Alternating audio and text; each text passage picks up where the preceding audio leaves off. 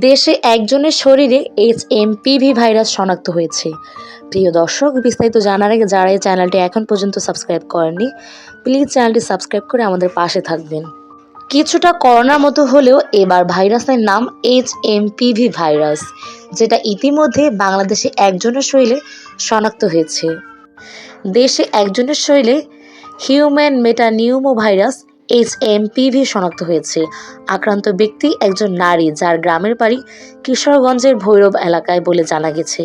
রোববার 12 জানুয়ারি সরকারের রোগতত্ত্ব, রোগ নিয়ন্ত্রণ ও গবেষণা ইনস্টিটিউটের আইইডিসিআর ভাইরোলজি বিভাগের প্রধান ডাক্তার আহমেদ নওশের আলম এই তথ্য নিশ্চিত করেছেন। তিনি বলেন, একজন ব্যক্তির শরীরে এইচএমপিভি ভাইরাসের পাশাপাশি আরও একটি ব্যাকটেরিয়া শনাক্ত হয়েছে। এই বিষয়ে বিস্তারিত পরে জানানো হবে। করোনা মহামারীর পর বিশ্বে নতুন করে আতঙ্ক ছড়াচ্ছে এইচএমপিভি। চলতি জানুয়ারির শুরুতে চীনে প্রথম এর সংক্রমণ ধরা পড়ে।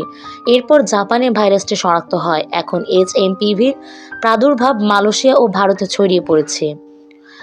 ইনফ্লুয়েঞ্জা ধাঁচের এই ভাইরাসে এরই মধ্যে আক্রান্ত হয়েছেন অনেকে।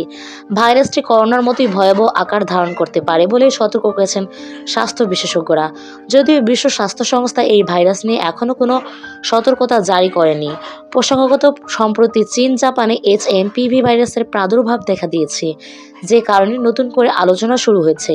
আমাদের প্রতিবেশী রাষ্ট্র ভারতেও 2 শিশুর শরীরে এই ভাইরাস শনাক্ত হয়েছে। তাই বিষয়টি বাংলাদেশের স্বাস্থ্য বিভাগও নজরদারিতে রেখেছে।